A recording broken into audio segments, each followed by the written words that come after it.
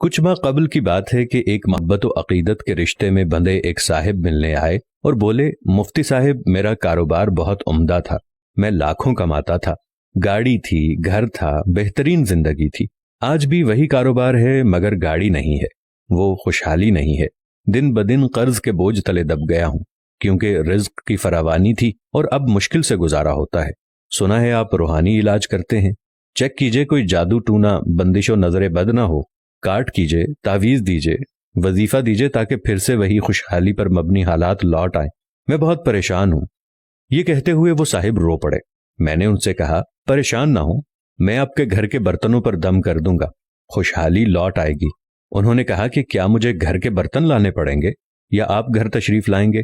میں نے کہا، نہ میں آپ کے گھر آؤں گا نہ آپ کو برتن میرے پاس لانے پڑیں گے۔ بس یہ کرنا ہے کہ دھونے والے برتن جب کچن میں جمع کیے ہوں تو ان آلودہ برتنوں کی تصاویر 3 دن کی روز لیں اور چوتھے روز وہ تصاویر موبائل میں لے آئیں، میں ان پر دم کر دوں گا، سب ٹھیک ہو جائے گا۔ چنانچہ اس شخص نے اسی طرح کیا کہ 3 دن اس کے گھر میں جو بھی برتن اکٹھے ہوتے ان کی تصاویر لیں اور چوتھے روز وہ جناب اعلیٰ پہنچ گئے۔ برتن دیکھے تو کسی برتن میں کچھ سالن تھا، کسی میں کچھ، یعنی رزق ضائع ہو رہا تھا اور دھل کر گندے نالے میں جا رہا تھا۔ میں نے پوچھا، یہ برتن ہے، اس میں کھانا ہے، جیسے سالن وغیرہ، تو اس کا کیا کرتے ہیں؟ وہ صاحب بولے کہ ظاہر ہے دھل کر یہ سب نالی میں چلا جائے گا۔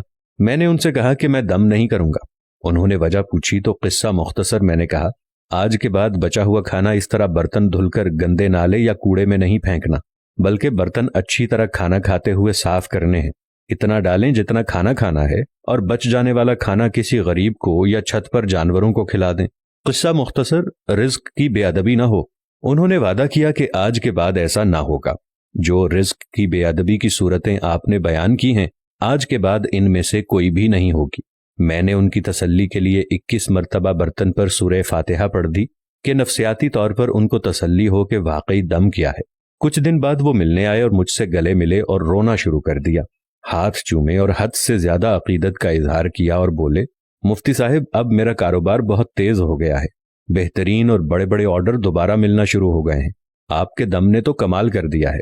میں نے ان سے کہا، حضور اکرم صلی اللہ علیہ وآلہ وسلم کی حدیث مبارکہ ہے کہ رزق کی بے ادبی تنگ دستی لاتی ہے۔